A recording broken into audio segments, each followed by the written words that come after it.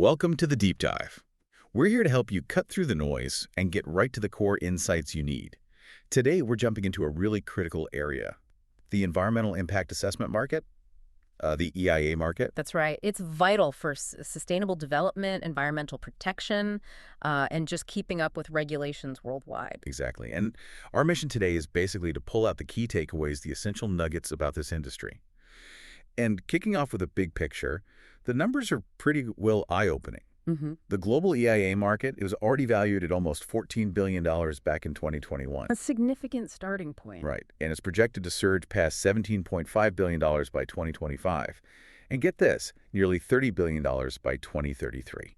Wow, so almost tripling in what, just over a decade? Yeah, that represents a steady compound annual growth rate, the CAGR, of almost 6.5%. That kind of growth isn't just, a minor trend. No, it feels bigger. What does it signal globally? Well, I think it signals a fundamental shift, really. This consistent, widespread growth, it just underscores a deep global focus now on integrating environmental thinking into, well, pretty much every new project. So it's not an optional extra anymore. Exactly. It's moving from an afterthought to being core to planning and execution. It's becoming embedded. Okay, so let's unpack where this growth is actually happening, Well, because it's definitely not the same everywhere. right. The regional dynamics are fascinating. Let's dive into that. Where should we start? North America seems like the obvious leader here. It is. It accounted for over $5.4 billion in 2021 alone. And the projection. It's set to more than double, over $11.2 billion by 2033. Okay, huge numbers. And within North America, Yeah. the U.S. must be dominant. It is, absolutely. It started around $4.4 billion in 2021 and looking at almost $8.9 billion by 2033. So nearly doubling there, too. Impressive. But you mentioned other parts of North America. Yeah, what's really interesting, I think, is Canada. Super strong growth there. It jumps from about $670 million in 2021 up to over $1.5 billion by 2033. That's remarkable. That is a big leap. And Mexico. Also showing a clear upward path, from around $411 million to over $824 million in the same time frame. So it really suggests kind of a maturing regulatory environment across the whole continent. I'd say so. A growing commitment, definitely. Okay, so North America is strong, but it's not the only story. What's happening across the pond in Europe? They have a long history of environmental policy. They do, and it shows in the market. Europe generated nearly $4 billion in 2021. And the outlook. Projected to grow to over $8.1 billion by 2033, so doubling there as well. Are there specific countries really driving that? Yes, definitely. Germany is a major player. It's expected to jump from around $680 million to over $1.3 billion. Okay. The UK is also expanding significantly, from about $458 million to almost $860 million by 2033. And France. France is right there, too, growing from roughly $430 million to nearly $990 million. So the big three are strong. Any others standing out? Well, what's really compelling is the acceleration you see in places like Italy. It's nearly doubling from $289 million to $628 million. And Russia, too. From $504 million up to almost $975 million. Spain's also growing. Interesting spread. Yeah, and then you have this category, the rest of Europe, which is forecasted to surge quite impressively, from about $954 million to over $2.2 billion by 2033. Wow, that's a huge collective jump. It really shows how these environmental considerations are becoming, embedded across a really diverse range of European economies. It's not just the traditional leaders. That widespread growth is fascinating. Okay, and speaking of widespread and maybe rapid growth, let's shift focus to the Asia-Pacific region. Right, APAC. This area seems to be on a booming trajectory, valued at over $2.5 billion in 2021. And projected to hit over $6 billion by 2033. Another region more than doubling. Who's leading the charge there? China, definitely. Poised to grow from about $745 million to over $1.6 billion. And Japan is a strong number, too, looking at over $1.1 billion by 2033, up from around $522 million in 2021. Right. But is there a standout in terms of, speed of growth? Yes. And this is where it gets really interesting, especially for anyone watching global trends. India. The NBA. India is showing the fastest growth in the entire region. It's projected to leap from around $353 million in 2021 to a really robust $940 million by 2033. That's nearly tripling. Exactly. Huge acceleration. And Singapore is also notable for high growth, $96 million up to $257 million. Okay. Plus, you're seeing significant gains across South Korea, Australia, Southeast Asia, Taiwan. It's really a testament to the region's rapid development happening alongside an increasing focus on doing it sustainably. That rapid growth in APAC, especially India, that's a really powerful signal. Are we seeing similar kinds of trends, maybe driven by different things in other developing regions? That's a great question. And yes, the demand for EIAs isn't just limited to the biggest economies. We're seeing compelling expansion elsewhere, too. Like where? South America, for instance. The total market there was about $948 million in 2021. Okay. And it's expected to reach over $2.2 billion by 2033. Brazil is leading the way on that continent. So again, more than doubling, even if the starting number is smaller, the proportional growth is there. Precisely. Same story, different scale. Look at the Middle East. Around $495 million in 2021, projected to hit over $885 million by 2033. Saudi Arabia is the largest contributor there. Okay. And Africa, starting smaller at $288 million in 2021, but set to grow to nearly $700 million by 2033. Nigeria and South Africa are key players emerging there. So it really is global. These figures across every single continent, they really paint a picture of a fundamental shift, don't they? Absolutely. It's undeniable. So let's try and tie this all together. What's the why behind all this explosive growth everywhere? You mentioned regulations earlier. Right. I think it boils down to maybe three core things that are all linked. First, just this growing global emphasis on environmental sustainability. It's becoming clearer and clearer, I think, to countries and companies that protecting the environment isn't just, the right thing to do. It's an economic necessity, too. Mm-hmm. A broader awareness. Exactly. Yeah. Second, and this is a huge driver, the expansion of regulatory frameworks. Governments aren't just suggesting this stuff anymore. They're mandating it. They're mandating it. Stricter laws, stricter guidelines that require environmental assessments for all sorts of development projects, infrastructure, industry. So that creates a kind of built-in demand for EIA services. Precisely. And third, it's the increasing adoption of these assessment protocols within industries themselves.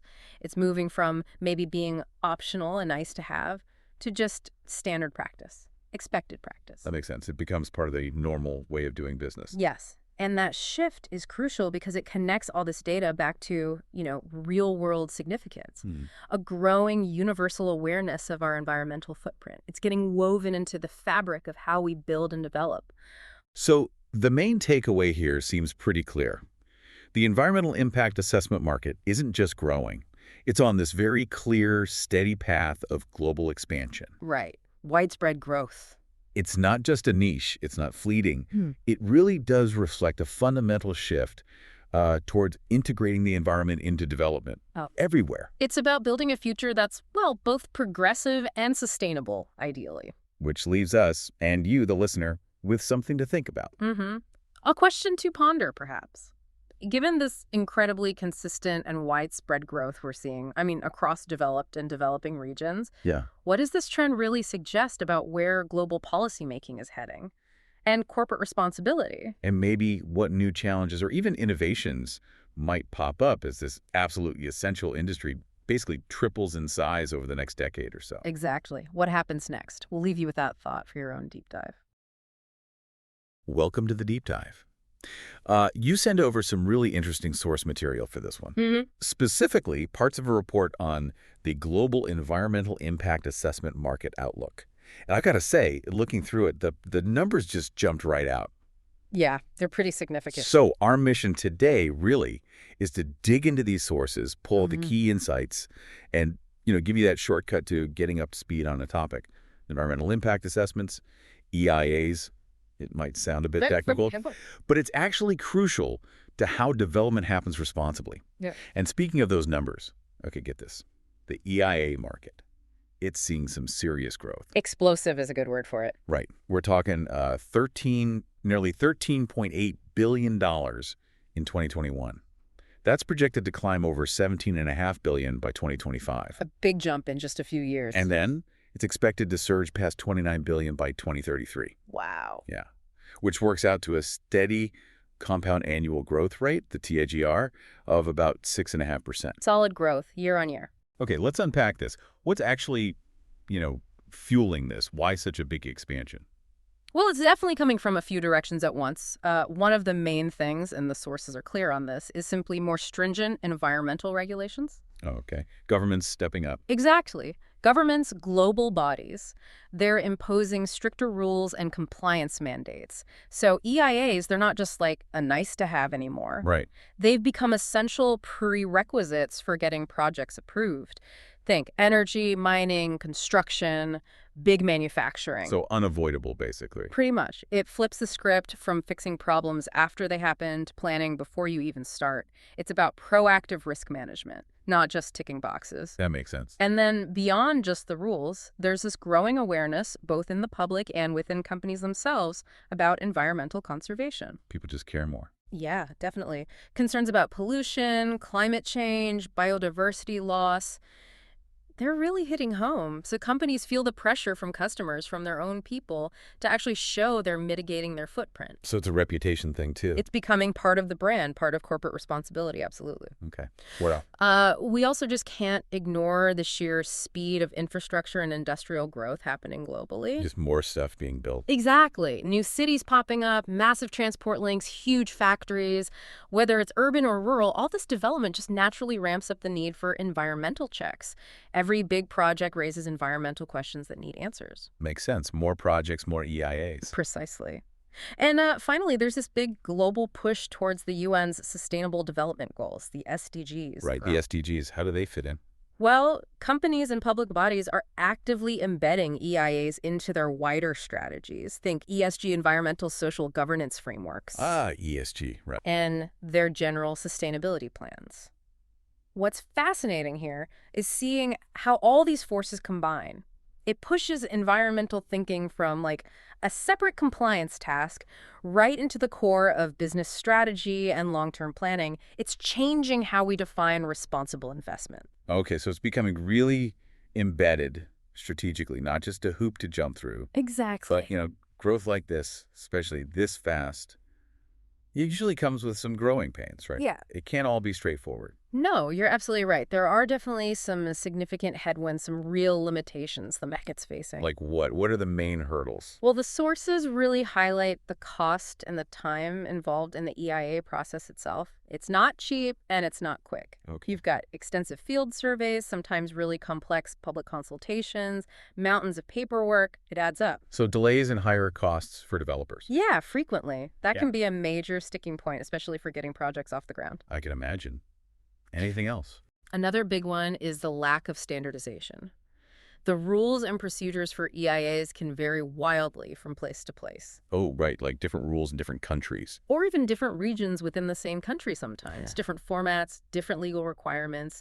It creates this real patchwork. Which must be a nightmare for big international projects. Exactly. Trying to navigate that inconsistency is quite challenging for multinational companies. Okay, so cost, time, lack of standards. Then there's a skills gap. Finding enough skilled environmental professionals, it's tough. Really, there aren't enough experts. Especially in specialized fields like, say, ecology, hydrology, or GIS mapping, that's the digital mapping tech. These need deep expertise, and the demand is just outstripping the supply right now. So that can slow things down, too. A bottleneck. It definitely can. And one last point the sources mention is sometimes just plain resistance from developers. They don't want to do it. Well, some see it as just more bureaucracy, an obstacle that slows down investment. You see this particularly in maybe emerging economies where the push for rapid development is really strong. No. And this raises an important question. How do you strike that balance? You need the development, especially in some places, but you also absolutely need the environmental safeguards for the long term. It's a tricky conversation. Yeah, that's a fundamental tension, isn't it? Balancing progress now with sustainability later. Mm-hmm. Are there particular areas where this tension is, like, really obvious? It seems to be most acute, according to the sources, in really large-scale stuff. Heavy industry, big mining operations, massive energy projects. The potential impacts are just so huge there. Right, the stakes are higher. Exactly. But interestingly, that's also where you start to see some innovation trying to bridge that gap you mentioned. Okay, good. So it's not all challenges. There's progress happening, too. Here's where it gets really interesting. Yeah. What are the advancements? What's changing on the tech and process side? Yeah, this is where things are definitely evolving fast. Digitalization and AI are making a huge difference. AI and environmental assessments, how? Well, think automating parts of the site assessment, using AI for much more accurate predictive modeling of impacts, even using drones for data collection. Drones make sense. Faster, maybe cheaper. Often faster, potentially more comprehensive data, too. It just makes the whole process more efficient and potentially more precise. Okay, cool. What other trends? Another really big one is how EIAs are getting integrated much more deeply into those broader frameworks we mentioned, ESG and climate risk. So not just the immediate impact, but longer-term climate stuff, too. Exactly. Things like carbon impact evaluations, planning for climate resilience. These are becoming standard parts of corporate sustainability reporting now. So the EIA feeds directly into that bigger picture for investors and the public. Precisely. It's becoming fundamental to how companies manage and report on their long-term risks and responsibilities. We're also seeing a real shift towards more meaningful community engagement. More than just a town hall meeting. Yeah, much more. Local communities, NGOs, indigenous groups, they're playing a much more active role in actually shaping the EIA outcomes. Their input is being treated as genuinely valuable. So more collaboration. Kind of moving towards co-creation in some cases, it often leads to better, more equitable results on the ground. That sounds positive. And one last major trend. There's this growing focus on looking beyond just single projects. We need. Authorities are starting to demand cumulative assessments and strategic environmental assessments. So looking at the combined impact of multiple projects in a region or the overall impact of a whole sector, like renewable energy development in a certain area. So zooming out to see the bigger picture impact. Exactly. If we connect this to the bigger picture, all these trends point towards a much more holistic, integrated, and frankly participatory way of managing environmental impacts. It's about understanding the whole system, not just isolated parts. The ripple effects, like you said earlier. Right, the ripple effect, not just the splash. Yeah. Okay, so wrapping up this deep dive then, it seems really clear the EIA market isn't just, growing financially. Though it definitely is. Right. But it's also evolving profoundly, becoming much more central, much more strategic for global development. Less of a hurdle, more of a core component. Absolutely. It really underscores how vital these assessments are becoming for balancing that need for economic progress with genuine environmental stewardship. You can't really have sustainable development without them. Makes total sense. So maybe a final thought for you, the listener, to sort of chew on. As we see this shift towards EIAs becoming more integrated, more reliant on tech like AI, and much more inclusive of communities, how might that fundamentally change the way big projects get thought about and actually done in the future? Yeah. And maybe what new opportunities or perhaps challenges could that create in your own field as these practices become just the standard way of doing things? That's a really great question to leave us with. Lots to think about there. Well, thank you for joining us on this deep dive. My pleasure. And huge thanks to you for sending in the source material that let us unpack this really dynamic and clearly very important area. We hope you keep exploring it.